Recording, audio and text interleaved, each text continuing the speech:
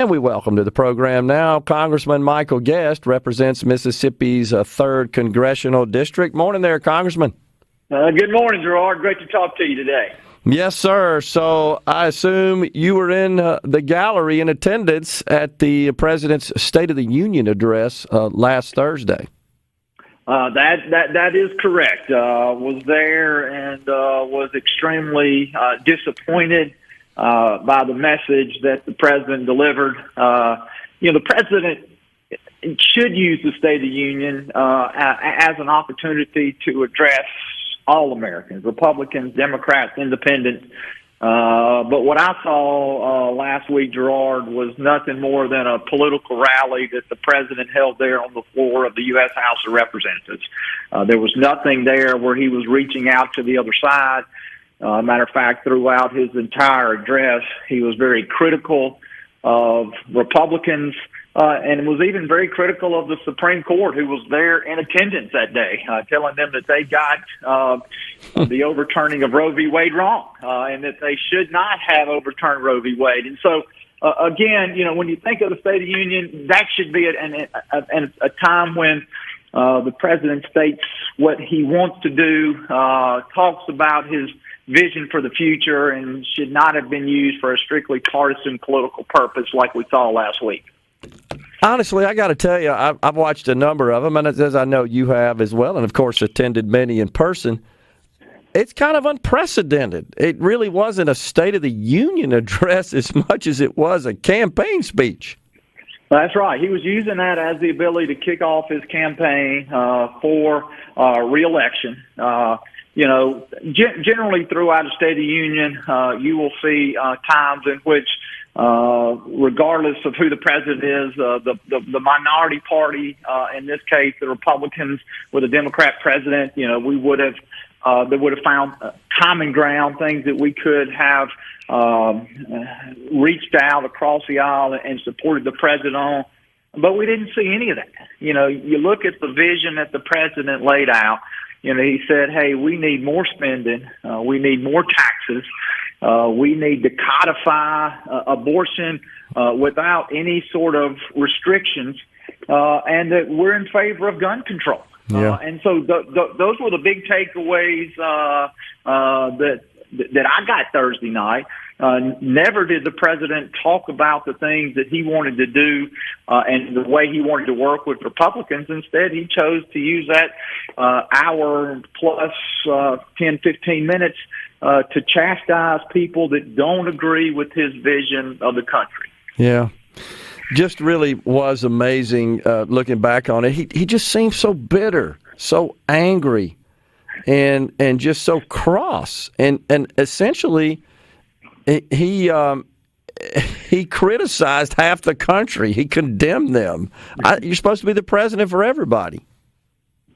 You're right. You talk about him coming across as angry. He comes across as that angry old guy who's yelling at the kids to get off of his lawn. I mean, he was there, throughout the entire speech.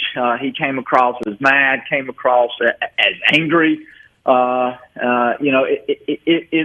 was clear that he had no intent to try to unite the country last Thursday night. His intent was to divide. His intent was to use this to be able to criticize the former president, and I think erroneously criticize President Trump, and then to try to make himself look good going into this next election cycle. And you're right when you say, we've never seen anything like this before. I've had the opportunity to attend several State of the Unions, and never have I seen or participated in one that was as partisan as we saw last Thursday night. Yeah, it's disappointing to say the least, but surprising a bit. I talked about it earlier in the program that the president was able to stimulate a good bit of donations to his campaign as a result of that speech. Do you think that's because he came across as at least somewhat appearing up for another term from a physical and cognitive perspective, that maybe his handler said go out there and yell a lot to show that you're really poised for another term? I think the bar was set extremely low. The bar was basically, can you get through the speech without falling down, without making some major gaffe, major mistake there in the speech? And he was able to accomplish that. He was able to, for that hour, to be able to stand up, to read from the teleprompter, and at least appear that he had the ability to serve as a second term. Now, we know shortly after that, on Friday or Saturday this week, my days run together, the president was at a campaign rally, where at the campaign rally, the president said that he wanted and was asking people to send him back to Congress. And so clearly the lucid interval moment that he had Thursday night, all the prep work to get him ready for that, did pay off in the fact that he was able to meet the expectations of being able to deliver a speech without any major gaffes. But we see just this weekend he's gone back to really the president that we know as a president that in many cases really doesn't know not only what day of the week it is, but doesn't know the office that he's actually running for. And for all Americans, that should be a very scary proposition, one, that he currently serves as our president, and two, that he's asking us to allow him to serve 4 more years as the president of the United States. Yeah, it truly is. But certainly it looks like that the campaigns are ratcheting up. They're out there in earnest. Both candidates holding rallies over the weekend, delivering their message. I too saw that video actually of the current president asking the rally goers to send him back to the Senate, which was incredible. Within 36 hours after his State of the Union address. What did you think about his reference to the individual who murdered this young nursing student in Georgia as an illegal? I agreed with that reference. I think now we're seeing that the president is having to apologize for that because the left is so outraged that he would use the term illegal alien. But truly, that is what these individuals are. And it is, and we see this, Gerard, particularly those on the left, they want to change the terms in which we refer to people who come across the country without authority. And we've referred to those individuals as illegal immigrants forever. And now, because that is apparently offensive to someone, now we have to now refer to them as undocumented individuals. And so it's funny to watch the president now go on his apology tour and having to apologize to people that he might have offended for using the term illegal immigrants. And he used it when he was talking about Lake and Raleigh being killed by an illegal immigrant. Right. At least the president did acknowledge that. And if you look at where the president talked about illegal immigration in his speech, he buried it in the middle, which is where you want to put something that you really don't want to draw attention to. You want to start off strong. You want to end strong, and then you want to put those things in the middle that you really don't want to call attention to. And that's where the president chose to spend a little bit of time that he did on illegal immigration. And he never gave us a solution. He just continued to place blame on other people. He's previously placed blame on President Trump, on climate change. He appointed Kamala Harris to be his czar of the border, and she did a terrible job. Now he's wanting to blame Republicans because they were unable to get a bill in the Senate. And he said, hey, send us a bill. And I wanted to tell the president, we have sent you a bill, Mr. President, or at least we sent it to the Senate. We've passed H.R. 2, the toughest border security bill in modern history, and Chuck Schumer refuses to act on that bill in the Senate. So instead of chastising Republicans that we haven't done anything, maybe you should chastise Schumer in the fact that he refuses to bring H.R. 2 to the floor in the Senate. Yeah, I totally agree. The president seems to be more focused on demeaning those who support the former president, Donald Trump. It's just, to me, just so improper for the commander-in-chief or the president of the United States to divide us that way. I just found that to be inappropriate and it was so divisive in that perspective. If you can hang around with us, we'll talk a little bit more after the break, Congressman. Sounds great. Thank you. I'll hold on. Yep, we got Congressman Michael Guest calling in from Washington. Stay with us, folks. Back with you. We've got Congressman Michael Guest on the line talking to us. So, Congressman, can you remember ever a president scolding Supreme Court justices sitting right in front of him the way this president did Thursday night? That has to be a first in history. I mean, the judicial branch is an equal and separate branch of government. And for the President of the United States to come in and scold them over an opinion that they authored, basically returning to the states the right to set restrictions on abortion, I think was not only a first, but I think it sets a very dangerous precedent. Joe Biden is not, he's not the monarch of the United States. He's the president, and he has to answer to what the Supreme Court, the decisions that they hand down. And so I was very taken back, if you will, that the president would choose to do that in such a public manner, and with the justices sitting right there in front of him. And he was doing it on a decision that had been released almost a year ago. That decision became law last summer, and here we are in March of 2024, and the president is still angry about that. And again, whether he truly believes that, Gerard, or whether he was using that as a rallying cry for his base, it was wrong for the president to do that, in my opinion. Yeah, the other thing that struck me, Congressman, is he spoke for an hour, 10 minutes roughly. In the first 10 or 12 minutes, he spent really just trashing his likely general election opponent in former President Donald Trump. And the rest of that 10 or 12-minute opening was really focused on the abortion issue. And I just can remember and was really shocked with most of the Democrats and the females in attendance that were dressed in white, I think was some sort of symbol for support for what they would term as reproductive rights, and then stood with this rousing applause when he talked about essentially codifying the right to an abortion and restoring Roe v. Wade in the form of federal law. You're exactly right. If you remember, Gerard, when Biden ran for president, he ran as someone who was going to unite the country, who was going to bring the right and the left, Republicans and Democrats together, that he was going to be a president for the entire country, not just a president for the left or the Democratic Party.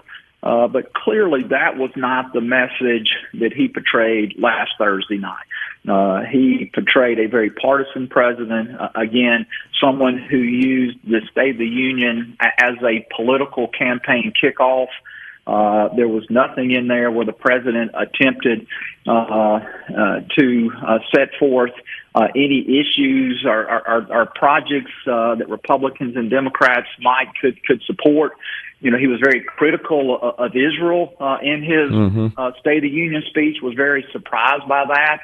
It seems like the president, again, because it's an election year, originally was supportive of Israel in their war with Hamas and the terrorist group there in Gaza, but now because of a shift in public perception, the president now seems to be very much supportive of the Palestinians in that conflict.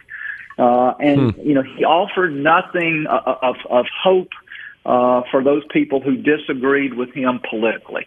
And if this is going to turn in, if the State of the Union is going to be nothing more than a political address, and if future presidents are going to use this as a way to politicize the State of the Union, there's really no reason to have it. The president can submit a written report. We can read his report.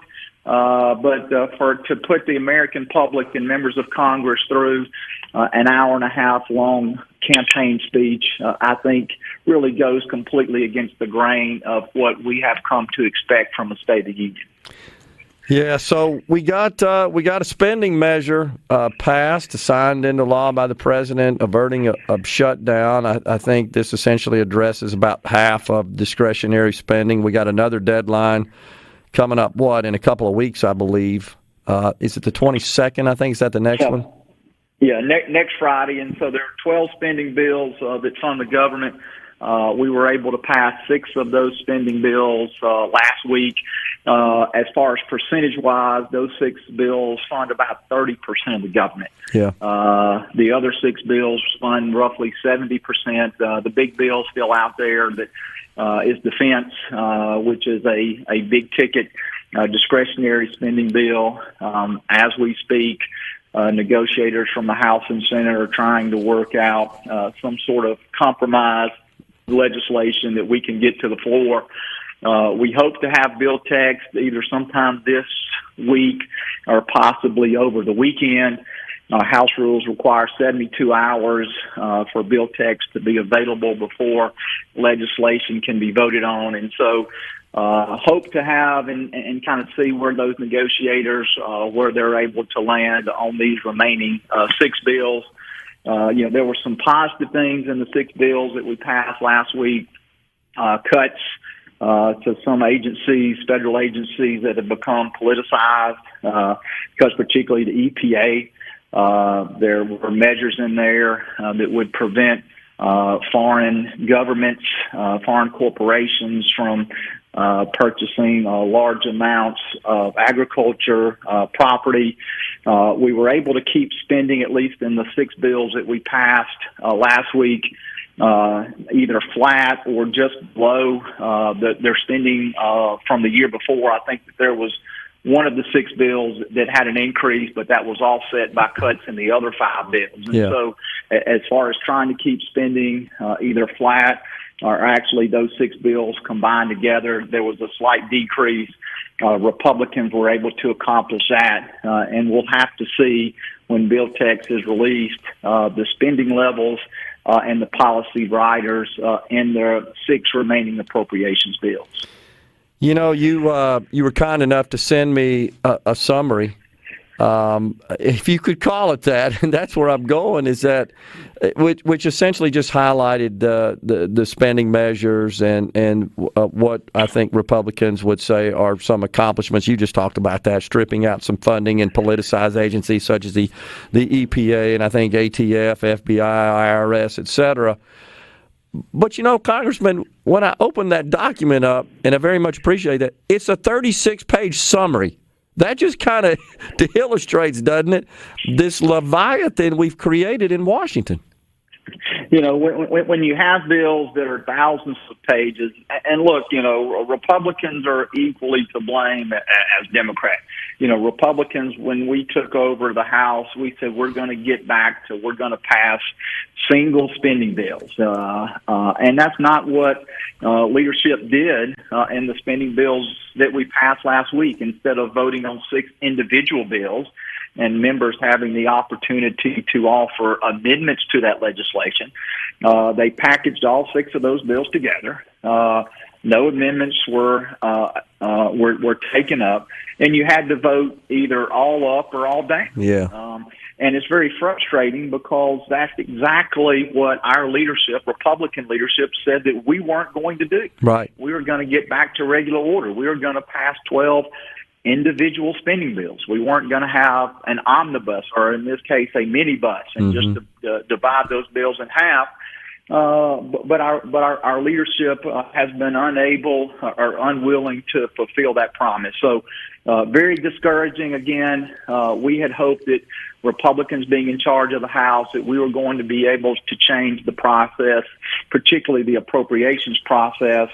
And at least in our first year, we've been unable to do so. And so let's also keep in mind, Congressman, that we're halfway into the fiscal year, just hammering this out. So we're really essentially funding the fiscal year in the middle of the fiscal year, not in advance of it. Yeah, I mean, you're basically funding 6 months of government spending. Since we were unable to get those bills passed in a timely fashion, leadership had to rely upon what's known as continuing resolutions. Yep. I think there were 4 continuing resolutions that were passed. I voted against all 4, if I'm not mistaken. So did Trent Kelly Yep. and Mike Ezell. I'm not a supporter of CRs. I've voted on a few that previously, when President Trump was in office, to give the administration some additional time, the Trump administration, to be able to hammer out some budget negotiations. But it is a terrible way for us to run the government. Yeah. We're just continuing the budget policies that were put in place by Nancy Pelosi, and not only the budgetary figures, but the policy riders also that Nancy Pelosi stuck in. We got to go. Her spending bill have been continued. We got to go. Please keep working on that and get us back to regular order. I know you believe in that. Thank you, Congressman. Thank